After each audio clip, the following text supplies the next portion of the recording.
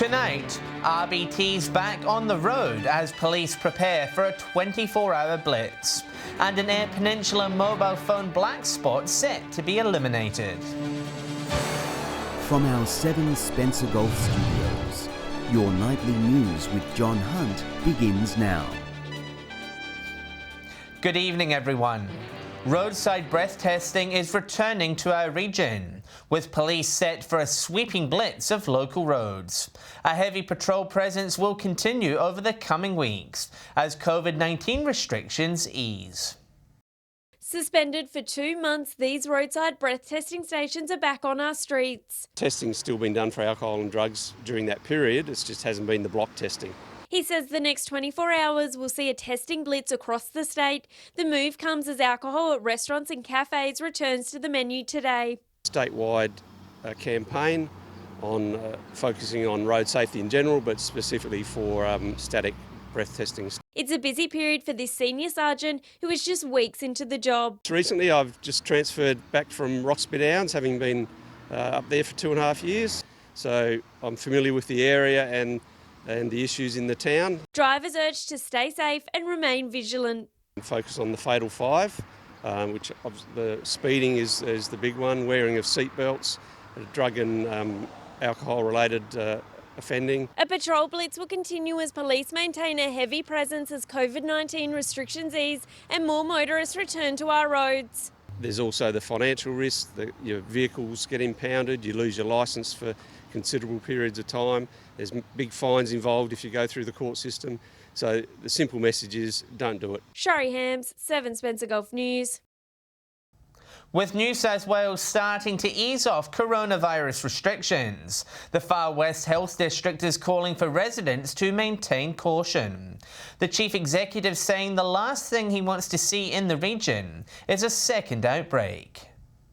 Less restrictions means more vigilance. Today marks a half-century of days without a confirmed COVID-19 case in the Far West region. Fortunate to be able to report that we really haven't had a positive case since our last positive case was just about over 7 weeks ago. More than 1,000 coronavirus tests have been conducted in the Far West with 9,000 screenings. Numbers set to increase as COVID restrictions ease in New South Wales. In our view, and a view that's been obviously communicated by the Minister, as restrictions ease, I think community vigilance need to go up, and so will ours be. Broken Hill will soon benefit from a state government-funded hospital program. The local health service will be hiring a patient experience officer to its emergency department. Really support patients who come into ED for potentially COVID-related issues.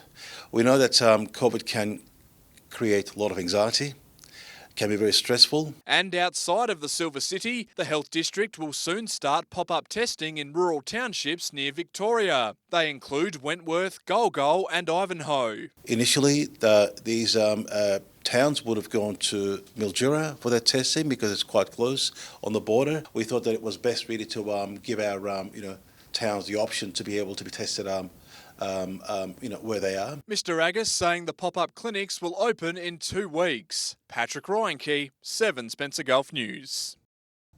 The future of Target stores in our region is up in the air tonight after a major restructure was revealed. Parent company Wesfarmers says up to 167 stores will either close or rebrand as Kmart next year.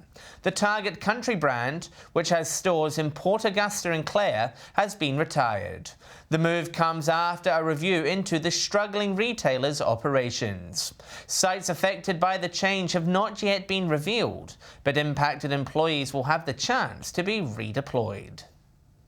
Port Lincoln police have seized a cache of construction tools they believe were stolen from a property. A Makita reciprocating saw and a Makita impact driver were found. Investigators believe they were stolen, but don't match any theft reports. Anyone who recognises them is encouraged to get in contact with police. Mobile coverage across the Eyre Peninsula has received a funding boost to eliminate black spots. A new transmission tower set to be constructed in Woodner is being hailed as a lifesaver for rural communities. A mobile boost for an isolated community. Tim Whetstone visiting Whyalla today to announce it'll be the first regional town in South Australia to receive a 5G black spot tower. The Black Spot Tower is really a collaboration between the state government, the telco, Optus, and of course the local councillor. The Eyre Peninsula has received an $850,000 injection to help connect isolated communities. Regions are an important part of our economy, and we need to contribute to helping them to be even a more important part. The new 5G technology is set to skyrocket internet speeds. Currently, Whyalla gets around 5 megabits per second. That'll jump to more than 50 megabits, more than 10 times the current speed, capable of downloading a high-definition movie in around 4 minutes. Anyone that is needing to be part of the digital age needs to have bandwidth, and what we've seen today at Whyalla is a collaboration of what the community needs, the government recognising it. The project will now go to public consultation. And then we can get on with bringing the tower into Whyalla, erecting it, and making sure that people have that mobile phone coverage that they've longed for forever. 38 mobile black spot locations have been funded through the program across regional South Australia, with more than $6 million being injected into connecting regional communities. Nathan Regter, 7 Spencer Gulf News. Still to come tonight, we speak to the Broken Hill businesses using the coronavirus restrictions to expand, and Whyalla sport lovers encouraged to join a new advisory group.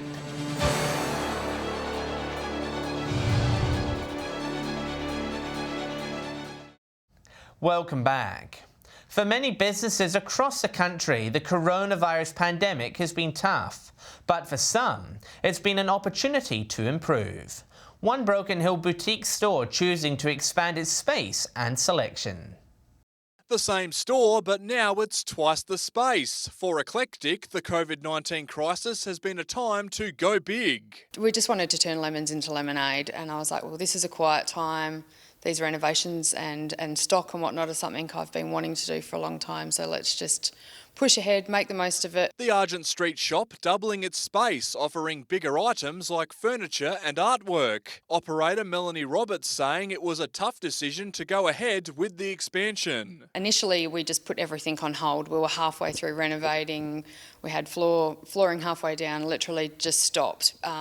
Thinking that it would be 6 months before we'd be able to open our doors again. The new room has been well received, some customers forced to wait outside due to coronavirus restrictions. A number of the city's pubs have also been making the most of a bad situation. Tidville Hotel patrons will soon be welcomed onto a new floor. Opportunities present themselves to those that present themselves to opportunities, so you can pack up and fold up, or you can have a go. The Palace Hotel also making the most of the closure, redesigning its kitchen as well as giving many of the rooms a fresh coat of paint. We are generally open 7 days a week, so to be able to stop trade in your kitchen, you know, it's not something that you ever consider or think about doing lightly, so it's really been the perfect opportunity for that. Esther says she's looking forward to reopening as soon as possible. Patrick Reinke, 7 Spencer Gulf News. Country and Outback Health has moved online, reaching out to those battling an addiction in isolation. Port Pirie staff say maintaining a positive relationship with their clients during these trying times has been a priority. A vital service for those who need it most. We provide support for people who are experiencing problems with their use of alcohol or other drugs, or we can support the family members or loved ones of people experiencing problems. Outback Country and Health staff say it's an important time to check on community members as residents isolate during the COVID-19 crisis. With COVID-19, it's an added stress or pressure, and that could potentially increase someone's use in terms of, you know, escaping what's happening. Their service is moving online to accommodate those at home, with telehealth video sessions now available. At the moment, we are a telehealth service just due to COVID-19, so we are offering Zoom meetings. A tough but rewarding role, helping those struggling in the community. Absolutely wonderful to be able to support and assist people to achieve their goals and reduce the harm and the effects of some of those substances.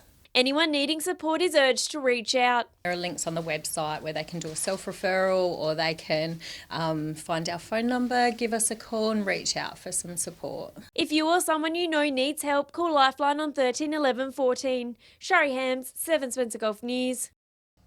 Whyalla Council is forming a new sports advisory group, seeking local residents and sporting organisations to join. The group will assist in future events and games at local sporting ovals and facilities, boosting activity in the Steel City. A new team in charge of kicking goals for Bennett Memorial and Jubilee Park ovals. Council probably saw the opportunity to set up a sporting advisory group because we've spent just over $5 million on Bennett Oval and Memorial Oval. And instead of seeing that as an investment just in football and cricket, we really want to give that investment back to the community. An advisory group is being set up by council that will assist with day-to-day management of facilities. Developing a list of events to lure to the city will also be a key focus. Council says they're looking for a range of skills to ensure the venues are used to their full potential. So really what we're looking for are people that are passionate about Whyalla and the community. We're looking for people that bring a particular kind of skill set. So whether it's finance, accounting, event planning. Council says it's excited to explore different ways to utilise assets like these ovals in a way that allows maximum return on investment and the best possible outcome for locals in our city. I think the highest attended football game this year has been at Whyalla with Bennett Oval when we had the power here, so that's great. We are looking forward to getting back into it. Nominations close June 5th, with more information on the council website. Sophia Contagonis, 7 Spencer Gulf News. Stay with us. Port Lincoln's library prepares to reopen to the public. And a Whyalla video store thriving in isolation.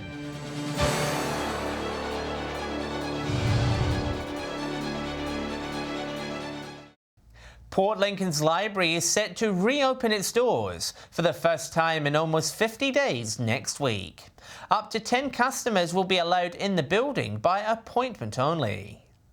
It's time to turn a new page with local libraries ready to reopen. Well, we're all very excited to say that we're going to be opening the doors, but only on a limited basis. Port Lincoln Library set to open next Monday with 10 customers allowed in the building for a maximum of 20 minutes, a breath of fresh air for local bookworms. But that's just so that we can conform with the restrictions that we have as a result of the pandemic. Between appointments, staff will undergo strict cleaning measures, sanitising surfaces.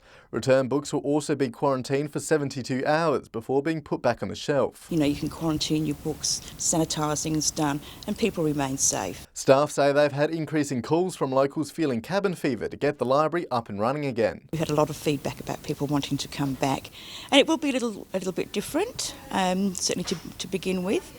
But at least people can actually come in, have a look at their books. But those still isolating at home can make use of the click and collect service. Which means that you can actually ring up, order your books online or talk to our staff here that can help you, and then you can just come and collect your books. The library will open next Monday at 9 a.m. Ring before you go, make an appointment so that you can go in and they'll stagger the people going through there. Nathan Regter, 7th Spencer Gulf News. Port Pirie's Community Plan Survey has wrapped up today, with final submissions requested by Mayor Leon Stevens.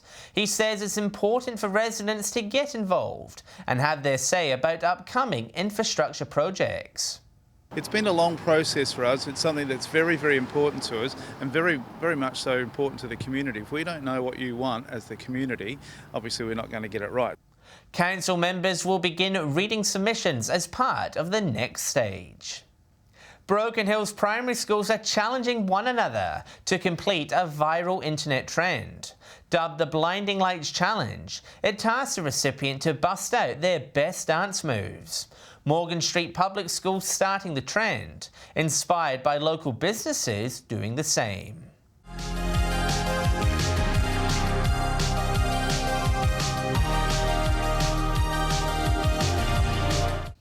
North Primary was the latest to do the challenge, the gauntlet now thrown down to School of the Air. It's back to the future for DVD rental stores across the Spencer Gulf, as residents continue to stay indoors during the pandemic. Whyalla's video network overwhelmed by the support, hiring extra staff to meet demand. Customers piling in to borrow the latest new release at this local DVD store. The pandemic taking a positive spin, a much-needed cash splash for this family business. We realised within the first few weeks we got very busy, so I actually employed 3 new young girls. The extra staff working hard, welcoming every customer, old and new, through the doors. The customers have been real supportive, and especially the young people are coming back into the store. People love to come in with the kids and pick that movie. It's got that nostalgia effect about going in. It's no different to the resurgence of vinyl records now. It's the same thing. The staff adhering to COVID-19 regulations, following a strict cleaning protocol. Wiping the videos down, the DVDs down, and making sure everything's okay. The girls are very good. Running the business since 1978, this was the first video store to establish in South Australia. Well, there used to be the beta tapes and there used to be VHS tapes. And of course, we've gone from transition from beta to VHS, now to DVDs, and of course Blu-ray and all the new technologies have come through. Stocking up the DVD shelves and filling up the lolly bar with delicious treats and popcorn. Network Video encouraging locals to come in and hire a movie. It's the perfect night in while coronavirus restrictions are still in place. So all the blockbuster movies, they're on DVD first, on Blu-ray. So people would love to come in and get the blockbuster movies right there, right then when they want them. And of course watch them on the big screens that they have at home. Sophia Contagonis, 7 Spencer Gulf News. Stay with us after the break. We check the day's finance news and we'll have the weather details with Britt.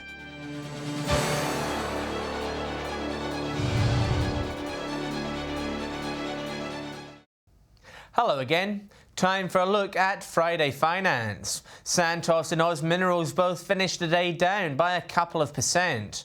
Mining giant BHP also suffering a fall to end the trading week, along with Elders and Westpac. Wesfarmers also down after announcing a restructure of its target business. And the ASX 200 and All Ordinaries were both down by around 1%. To the weather, and it's set to be a wintry weekend, with temperatures in the mid to high teens. Here's Britt with the details. Good evening, John. You're right. Technically, we are still in autumn, but it does feel like winter's come early this year. And today was no exception. Cool and wet across the Spencer Gulf. 16 degrees was the region's high recorded at Port Augusta, Whyalla and Port Lincoln. Woodner and Coffin Bay also reached 16 today. Broken Hill, Kadina, Cleve and Adelaide all 15. Port Pirie 13, Clare 11 degrees. From the satellite, we can see cloud scattered in a cold southerly flow over our region, bringing showers and cooler temperatures. This airstream will continue tomorrow and into Sunday. Speaking of tomorrow, on the waters, south to southwesterly winds at 10 to 15 knots, increasing to up to 20 knots from late morning. Seas around 1 metre, increasing to 1.5 metres around midday. Swells up to 1.5 metres as well. And with that southerly flow remaining, we have showers forecast over the Spencer Gulf again tomorrow. Mostly in the morning at Port Lincoln, otherwise cloudy, 17 the top there. Cleve, showers through the morning and afternoon, looking at a top of 16 degrees. Woodner, showers and 18. Whyalla, showers through the morning and afternoon, a top of 17 tomorrow. Port Augusta and Kadina also wet and 17 degrees. Port Pirie, a high chance of showers, 17 the top. Clare 13. Broken Hill, unaffected by that southerly, partly cloudy and 15 tomorrow. Looking ahead to Sunday now, and it's expected to be much drier, mostly cloudy conditions across the region. Port Augusta, Woodner and Port Lincoln with tops of 17. Whyalla, Port Pirie and Kadina 16. Broken Hill 14. Into next week, and it's looking mostly fine on Monday.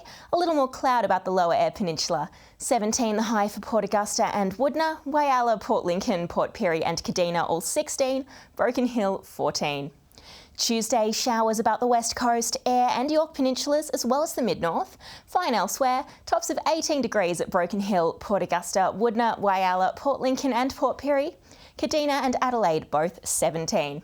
And John, that's the weekend weather. I'll catch you next week. Thanks, Britt. And that's the local news for tonight and the week. A reminder, you can also keep up and catch up on our Facebook, Twitter and YouTube pages. I'm John Hunt, thanks for your company. I'll have updates later, but until then, have a great weekend. Good night.